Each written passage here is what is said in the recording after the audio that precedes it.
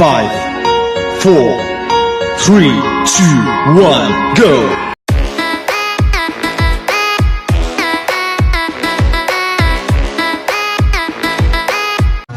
Yan, hello guys! Good morning sa inyong lahat! Welcome back sa ating munting channel.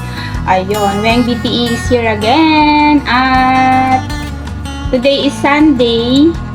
Mag-video ulit tayo. Alam nyo na kung anong gagawin ko ngayon kasi Sunday ngayon. So, for the family, magluluto na naman tayo. So, ayun, we're going to cook today pansit bato from Bicol. So, sasahugan natin yun ng sotanghon.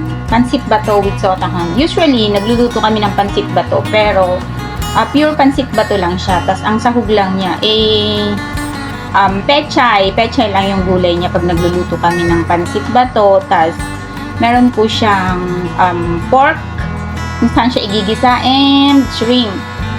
Pero ngayon, ibang style naman. With a twist, ika nga. Lalagyan namin siya ng sotanghon. So, yun. Abangan nyo guys kung ano yung mga ingredients na lulutuin natin ngayong araw na to. And aside dun sa pansit, ay naisipang mag-barbecue. So, ayun, may barbecue din. Habang mag-iihaw ng barbecue, lulutuin na rin yung pansit. Stay tuned guys para malaman nyo, makita nyo kung ano yung mga ingredients nung dalawang menu. Oy, dalawang menu ko ngayon. Usually one lang nung mga menu natin sa araw na to. Yan! Stay tuned guys. Diyan lang kayo. Bye! Huwag kayo aalis. Hello guys! Good morning ulit sa inyo. Ayan, eto po yung ating mga ingredients sa ating lulutuin ngayon. Isa-isahin natin. Ito yung ating ito yung ating pansit bato.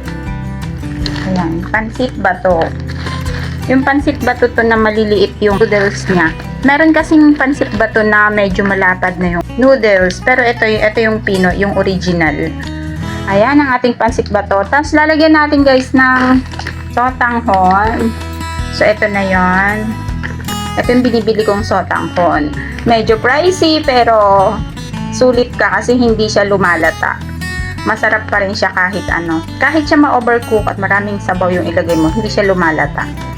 So, yon. Lagyan natin siya. 4 lang yung isasahog natin. Pero since itong si pansit bato mabilis siyang madurog. Ayun yun. Napuputol-putol kasi kapag niluto na. So, ang gagawin ko dito ay siguro puputulin ko ng ganyang mga kaigsi lang. Mga 2 inches para mag-match siya dito sa sa pansit bato. Ayan, ang ating pansit. Si sotanghon tsaka si pansit bato. Yan. And then, ito yung ating panggisang baboy. Kasing po yan. Nakamarinate na siya sa toyo, konting sesame oil, oyster sauce na konti, and paminta. Yun, nakamarinate na siya para paggisa, may lasa na yung karne. Tapos, ito yung ating mga panggisa. Yan, meron tayo ditong garlic, onion, and celery na leaves, tsaka yung stalks niya. Ayan, mahilig talaga kami maglagay ng celery. Ayan guys. Tapos, meron tayo ditong toyo to taste and patis to taste. And oyster sauce ulit pag naggisa. Ayan. And then, ang ating gulay lang guys ay carrots and cabbage. Yan, repolyo. So, mahal kasi yung gulay ngayon. And ang ating magic dispenser ng black pepper. So, ayan. Ito na po yung ating mga ingredients. Magluto tayo ng pansit ngayon.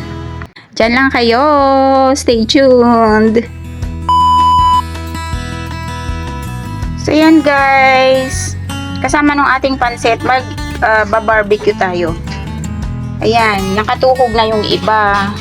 Ito marinated siya sa toyo, oyster sauce, black pepper na durog, calamansi, nor seasoning, and konting oyster sauce.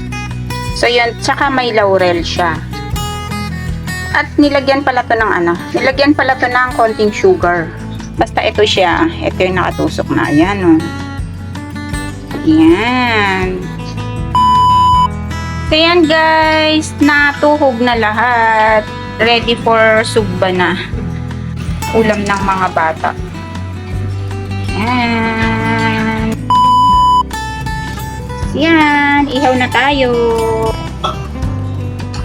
Mainit naman na siya, kaya ay, ito pala. Pakita ko lang sa inyo. Ito pala. Ito yung sauce kanina nung pinagbabara ng barbecue. Ayan, iniluto, tapos dinagdagan lang ng paminta, tsaka konting toyo, at tsaka konting oyster sauce. Yun yung ipapangpahid dito sa barbecue habang iniihaw. Para hindi masayang yung sauce. Umabsorb pa rin dito sa barbecue yung katas niya. Yan. Diyan lang kayo. See you later.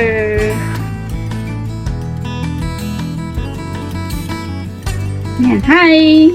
Sa kawa tayo magluluto ngayon para magandang maghalo mamaya. Ayan. Eto guys, konting taba. Kaya tatanggalan lang ng mantika. Para yung mantika niya na konti, yun yung pagigisahan. Lang sa konting tubig tsaka asin.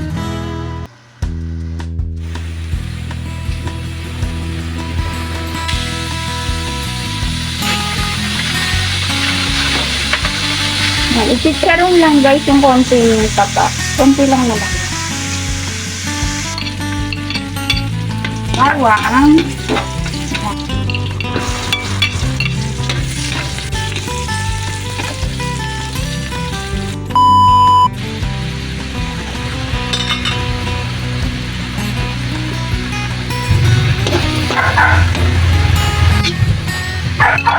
Ayan, okay na yung yung baboy. Ilagay na yung mga gulay. Ayan, celery stalk, yung carrot, tapos celery stalk.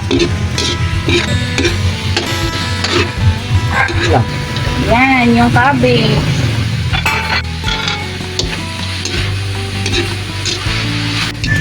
Ayan, lagyan ng konting toyo. Ayan, ito yung konti yung gulay. Ang gulay natin guys, as I said earlier, is carrots lang and cabbage. Kasi mahal ang gulay. Yan, lagay na rin natin yung ating celery leaves.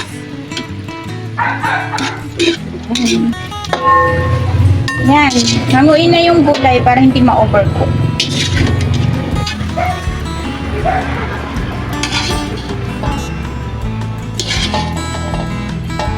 Tapos lalagyan na natin ng water to para dun sa pansit.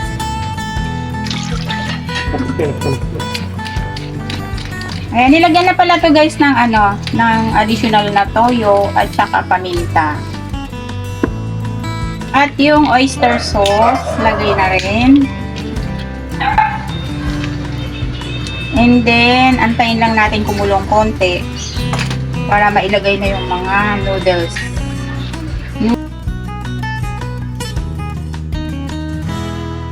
Ayan guys, luto na yung first batch.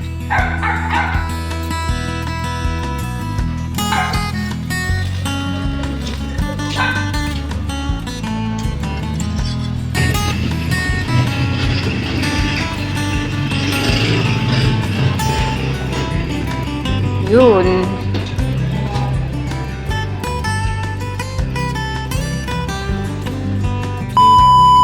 Ayan guys, kumukulo na, pwede na ilagay yung pansit bato.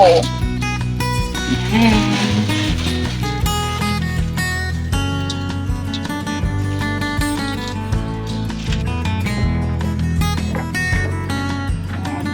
Lang siya, itok lang siya ng maigi dun sa sabaw.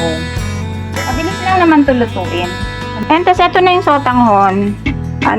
Nakat na to into shorter na na-cuts. Nakasuok na rin to sa tubig. Ayan, isasabay na natin yung sotanghon.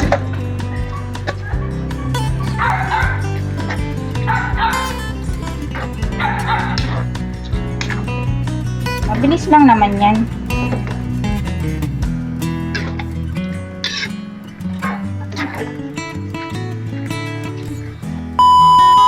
And check na natin kung kumulo na para mailagay na yung gulay. Ay, kung luto na pala. Ayan. Luto naman na yung pansit. Pwede na ilagay yung gulay. Ayan. So, yun. Halo-halo. Halo-halo lang.